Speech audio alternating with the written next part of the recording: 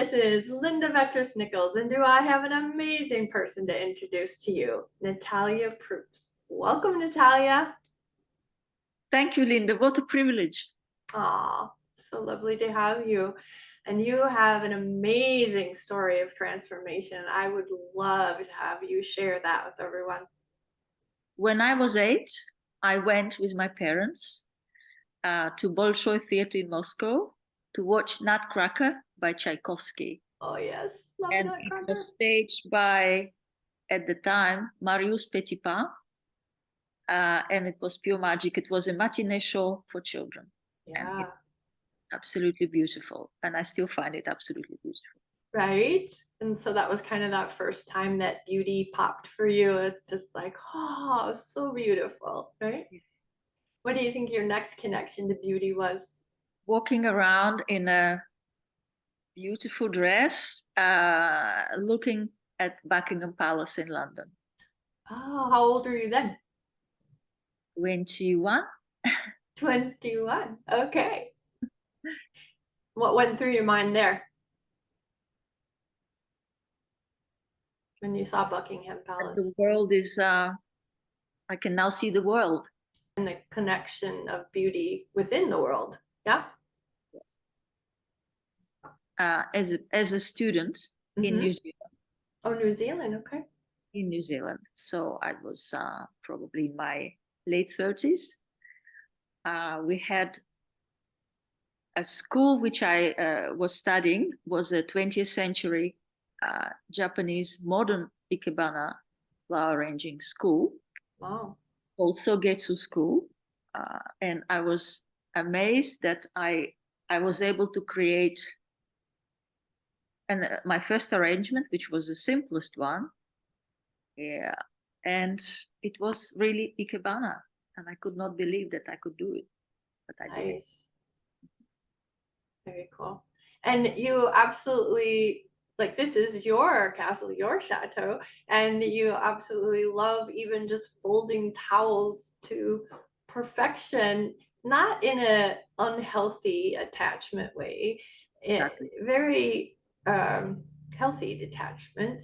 And it's not so much the towels being folded perfectly, it's what that gives to the person who sees it, like, you know, it's just the beauty of perfection. Then there's such a beauty of perfection in nature or architecture, design, right? I love beautiful buildings. And we are very attached, my family are very attached to Landefer. Which is your castle. In a soul-to-soul way, I would say. Yes, yes, yes. Well, and what led you to buy a castle? Oh my goodness. Who just wakes up one day and goes, I think I'll buy a castle. That's a cute story too. We were thinking of going back to the UK because my husband is English. We were looking at sitting in our office in New Zealand. And at that stage, we were working already from home. So what in France is called télétravail maintenant, now.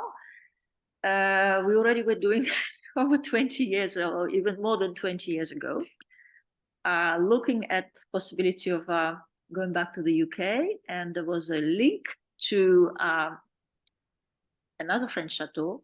And everything I learned and dreamt of when I was a child, an adolescent, suddenly came back in my memory, studying French, looking at streets of Paris as in magazines. Right. And I say, oh, and of course, it was a big challenge because even though I studied French when I was little, I haven't spoken French for at least 20 or 30 years. And when we first came back to France to live there. Did you come back to France or move to France? Moved to France. We spoke like 3-year-olds, even though we're used to speaking like management consultants. Right. That was quite frustrating. But after all these years and after raising our daughter in France, it's okay now. we're right? we're very well integrated. Yeah. And she was born in New Zealand? She was born in New Zealand, but she came to France when she was 13 months old and had all the education, schools, and all her activities were in France. And so she considers herself as French and now Parisian. Yeah, right. And she's a college student. She loves to keep the environment healthy, so she bicycles. So she knows all kinds of things in Paris, right? She knows where everything is. She does, yes, She's a that's good right. tour guide. The beauty of Landauer, what we realized is later, is that large part of it is a real Renaissance. So French Renaissance happened later than the Italian Renaissance. And in our local town, there is a castle of King René of Anjou Kingdom at the time. And it was just the beginning of pre-Renaissance.